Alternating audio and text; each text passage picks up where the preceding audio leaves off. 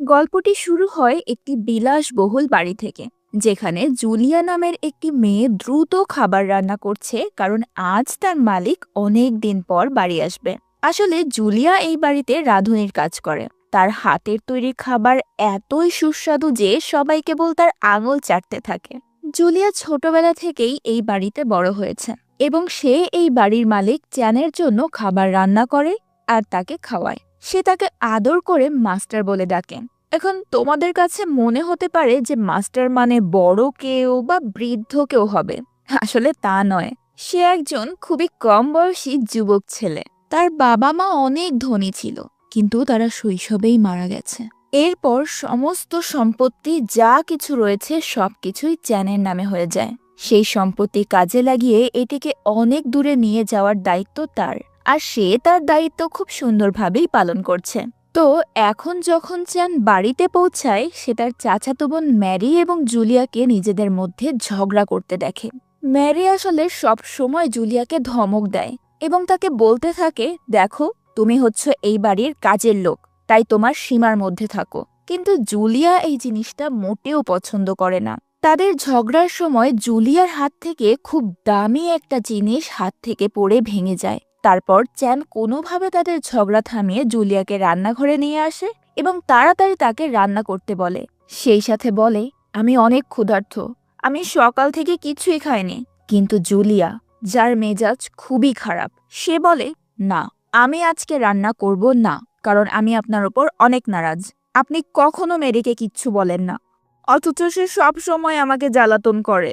এটা শুনে চ্যান তার হাতে কামড়ে ধরে বলতে শুরু করে, দেখো, তুমি যদি খাবার রান্না না করো তাহলে আমি তোমাকেই খেয়ে ফেলবো। কিন্তু জুলিয়া তাকে বলে, দেখুন, আমি এখন মজা করার মুডে নেই। আসলে চ্যান ছোটবেলা থেকেই জুলিয়াকে ভালোবাসে, কিন্তু আজ পর্যন্ত সে জুলিয়াকে কখনোই এই কথা বলতে পারেনি। সে সবসময় তাকে ধমক দিতে থাকে অথবা রাগ দেখাতে থাকে, যাতে জুলিয়া লাইফে তার মাথায় চড়ে না বসে। আর তার এমনটা করার কারণ হচ্ছে জুলিয়া যাতে এটা বুঝতে না পারে যে চ্যান তাকে পছন্দ করে। জুলিয়া বলে, তাহলে ঠিক আছে, আমি আর দাসীর মতো এখানে থাকতে পারবো না। আমি এখান থেকে চলে যাচ্ছি, যাতে আমি বাইরে গিয়ে অন্য কিছু কাজ করতে পারি। তখন চ্যান বলে, ও আচ্ছা, তুমি তোমার নিজের মালিককেও হুমকি দিচ্ছ? ঠিক আছে, যদি তুমি যেতেই চাও তাহলে যাও, কিন্তু যাওয়ার আগে তুমি যে জিনিসটি ভেঙেছ তার দাম ছিল 50,000 টাকা। 50,000 টাকা দাও, তারপর এখান থেকে চলে যাও। জুলিয়া এই কথা শুনে ভীষণ ঘাবড়ে যায় এবং মনে মনে বলে, আমি 50,000 টাকা কোথা থেকে পাবো? তার থেকে ভালো হয় আমি চ্যানের জন্য ভালো ভালো খাবারই রান্না করি এবং তাকে খুশি করি, সেটাই আমার জন্য ভালো হবে। তাই সে চ্যানের জন্য আরো ভালো খাবার রান্না করে, যা খেয়ে চ্যান খুব খুশি হয়। তারপর সে তাকে জিজ্ঞেস করে, আচ্ছা, আমাকে একটা কথা বলো, যদি তুমি এই বাড়ি ছেড়ে চলে যেতেই চাও তাহলে তুমি কোথায় যাবে? তখন জুলিয়া বলে, আমি একজন পুলিশ অফিসার হতে চাই। আমার ছোটবেলা থেকেই পুলিশ অফিসার হওয়ার স্বপ্ন ছিল। শৈশবে একবার আমার মা আমাকে ওষুধ আনার জন্য টাকা দিয়েছিল, কিন্তু কিছু বদমাইশ আমার কাছ থেকে ওই টাকা ছিনিয়ে নেওয়ার চেষ্টা করে। আর যখনই আমার টাকাগুলো নিয়ে পালাচ্ছিল, তখনই একজন পুলিশ অফিসার আসে। তিনি ওই দুষ্কৃতীদেরকে খুব মারে এবং আমার টাকাও আমাকে ফেরত দেয়। আর তারপর থেকে আমি সিদ্ধান্ত নিয়েছিলাম বড় হয়ে আমিও একজন বড় পুলিশ অফিসার হব। আগে পুলিশে নারীদের নিয়োগ দেওয়া হতো না, কিন্তু এই বছর থেকে নারীদের নিয়োগ করা শুরু হয়েছে, তাই আমি এখন পুলিশে ভর্তি হতে চাই। চ্যান এটা শুনে খুব আপসেট হয়ে পড়ে। তার মনে হয়েছিল জুলিয়া ঘর থেকে বেরিয়ে যাওয়ার কথাটা হয়তো মজা করে বলছে, কিন্তু সে তো সত্যি এখান থেকে চলে যাওয়ার সিদ্ধান্ত নিয়েছে। এখন পরবর্তী দৃশ্যে জুলিয়া যখন চ্যানের জন্য খাবার আনে, তখন সে খাবারের মধ্যে বড় বড় দোষ খুঁজে বের করতে শুরু করে। সে বলে, তোমার সব খাবার পুড়ে গেছে, রান্না করার সময় তোমার মনোযোগ কোথায় ছিল? তুমি যদি এমন খাবার রান্না করো তাহলে আমি কি খাবো? তুমি কি আমাকে ক্ষুধার্ত রাখতে চাও?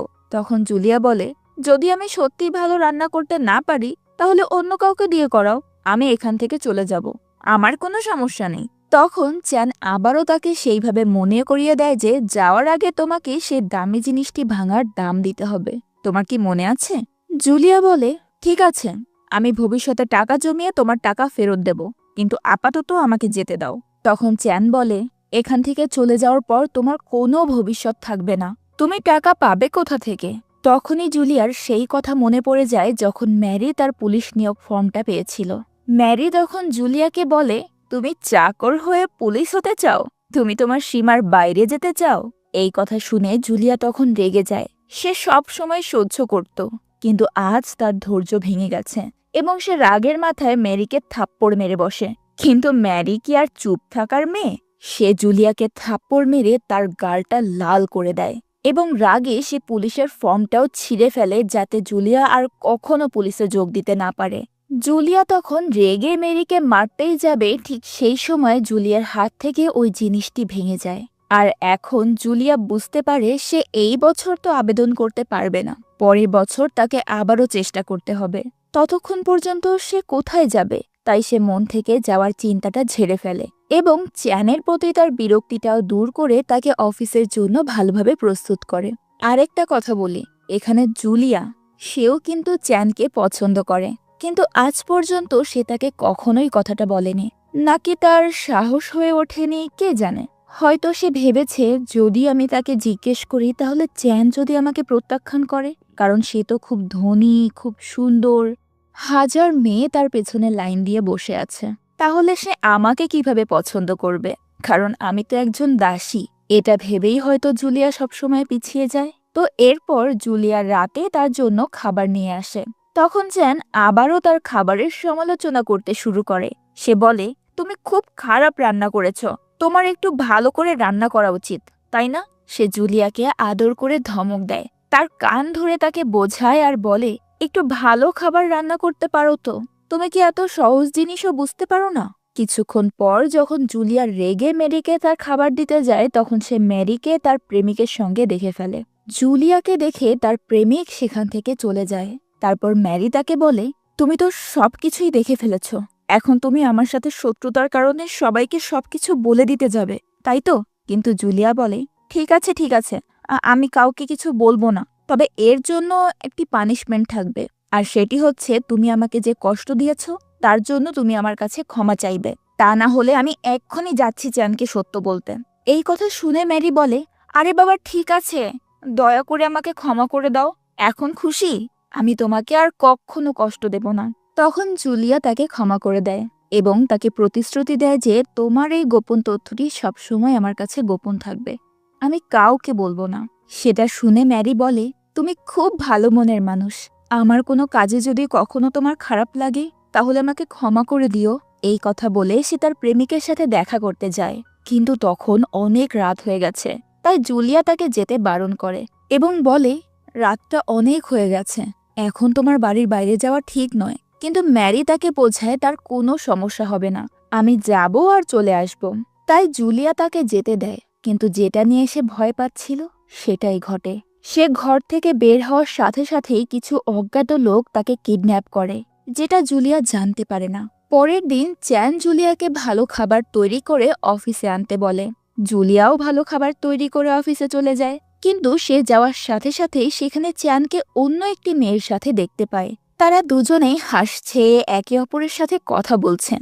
এটা দেখে জুলিয়া খুব আপসেট হয়ে পড়ে এবং ভাবে, এই দুইজন কি করছে? চ্যান ওই মেয়ের প্রেমে পড়ে যায়নি তো? এবং এই ভেবে সে চ্যানের জন্য যে খাবারটি ভালোবেসে রান্না করে এনেছিল সেটা চ্যান সেই মেয়েকে দেয়। চ্যান সেই মেয়ের সাথে কথা বলতে বলতে গাড়িতে বসে। যখন তারা দুজনেই গাড়িতে করে চলে যাচ্ছে তখন জুলিয়া কেবল তাদেরকে দেখছে, কিছুই করতে পারছে না সে। কিন্তু এই পুরো ব্যাপারটি আসলে চ্যানের একটি কৌশল ছিল। চ্যান মনে মনে বলতে থাকে, জুলিয়া সবসময় তাকে বিরক্ত করত, আর তাই আজ তাকে এতটা ঈর্ষান্বিত এবং আপসেট দেখে চ্যান অনেক উপভোগ করছিল। জুলিয়ার কান্নায় ভরা মায়াবী চেহারাটা দেখার জন্যই সে এই সব কিছু করেছে, কারণ সেও বুঝে গেছে যে জুলিয়া তার প্রতি ইন্টারেস্টেড। পরবর্তী দৃশ্যে যখন চ্যান ম্যারির কথা জানতে পারে সে তৎক্ষণাৎ তার সম্পর্কে পুলিশে রিপোর্ট করে। পুলিশ ম্যারির খোঁজ করতে শুরু করে দেয়। এরপর চ্যান বাড়িতে এসে খুব রেগে যায়, কারণ সে জানতে পারে জুলিয়াই ম্যারিকে রাতে যেতে দিয়েছিল। তাই সে জুলিয়াকে চিৎকার করে বলে, তুমি নিজেকে কি মনে করো, বাড়ির মালিক? তুমি এত রাতে ম্যারিকে কেন যেতে দিয়েছিলে? তুমি কি একবারও আমাকে জিজ্ঞেস করার প্রয়োজন মনে করনি? আমার কি কোনো গুরুত্ব নেই? জুলিয়াও বুঝতে পারছিল না কি হয়েছে। সে ইচ্ছাকৃত চ্যানকে কিছু বলেনি, কারণ সে ম্যারিকে প্রতিশ্রুতি দিয়েছিল তার বিষয়টি কাউকে জানতে দেবে না। চ্যান ম্যারির জন্য অনেক চিন্তিত ছিল এবং রাগে সে জুলিয়াকে বলে যে, তোমাকে সকল সুযোগ সুবিধা সবকিছু দেওয়ার পরেও তুমি তার এই প্রতিদান দিলে। আমি ভাবতেও পারছি না। তুমি সবসময় যেতে চাইতে না? তাহলে এখান থেকে চলে যাও এবং আর কখনো এই বাড়িতে ফিরে আসবে না। সে এতটাই রাগান্বিত ছিল যে জুলিয়ার কাছে কিছু শুনতেও প্রস্তুত ছিল না।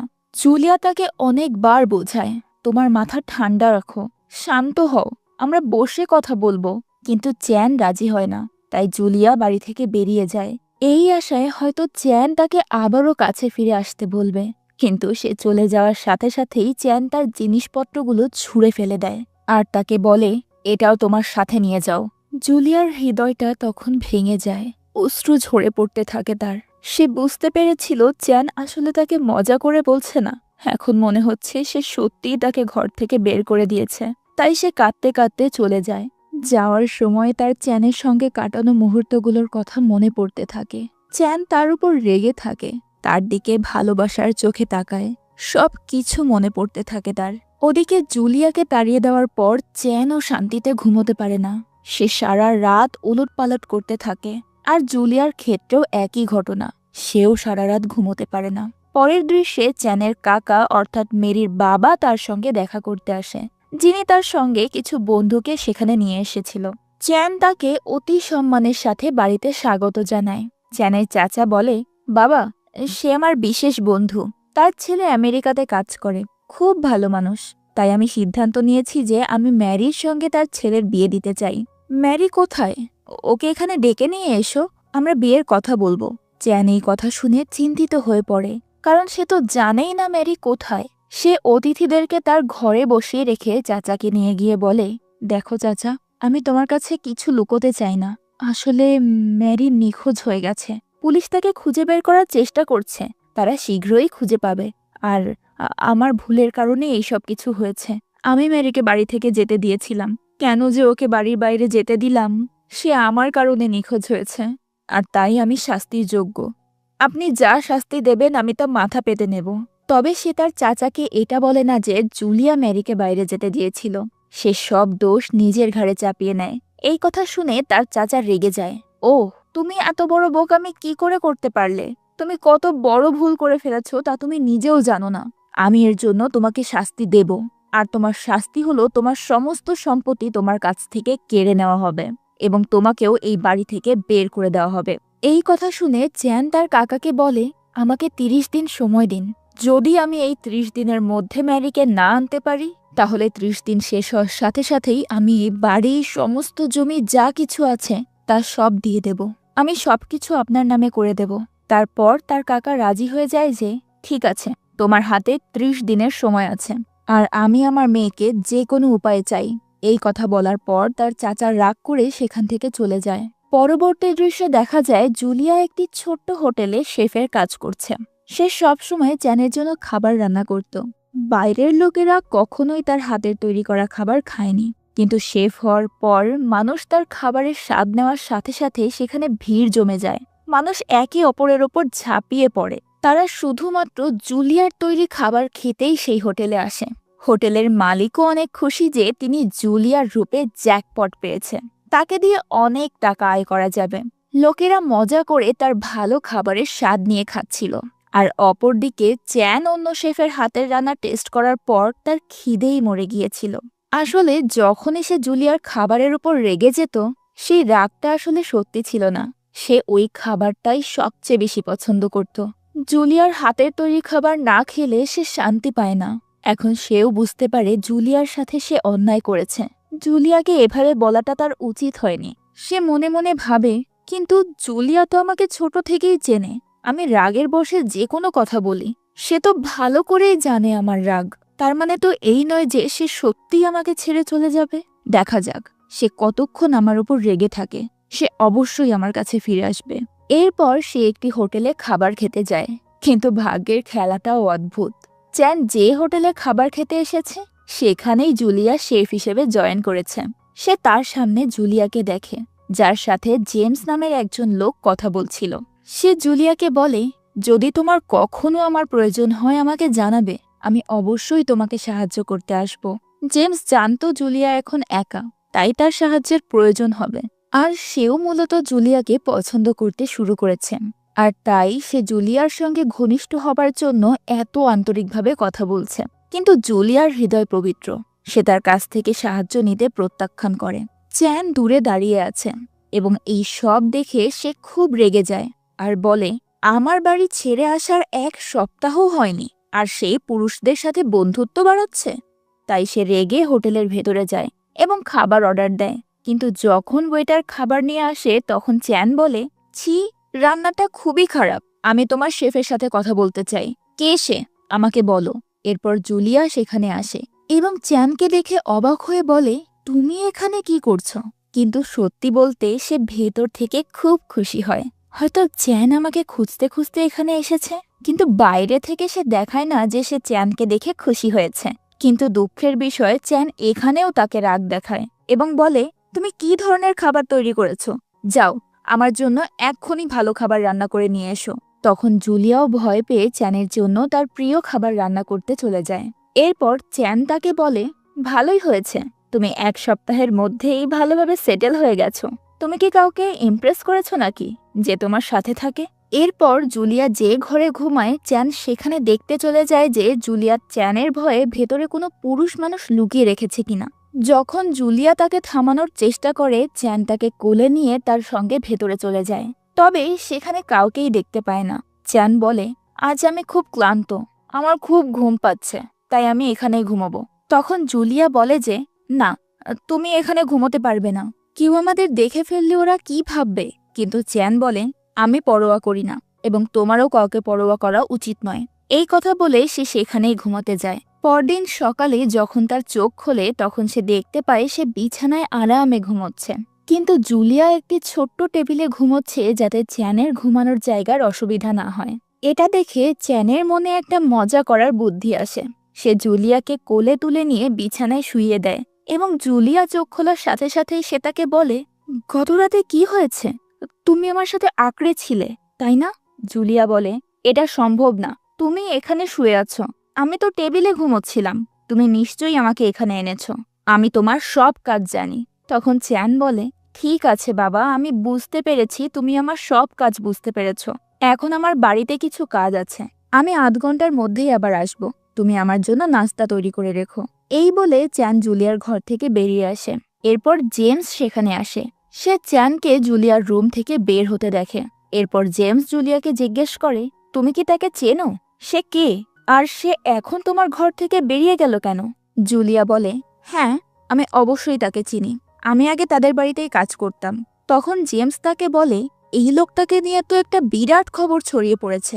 তার কথা শুনে জুলিয়া অবাক হয়ে যায়। তখন জেমস তাকে সবকিছু খুলে বলে যে চ্যানের চাচাতো বোন তার জন্যই নিখোঁজ হয়ে গেছে।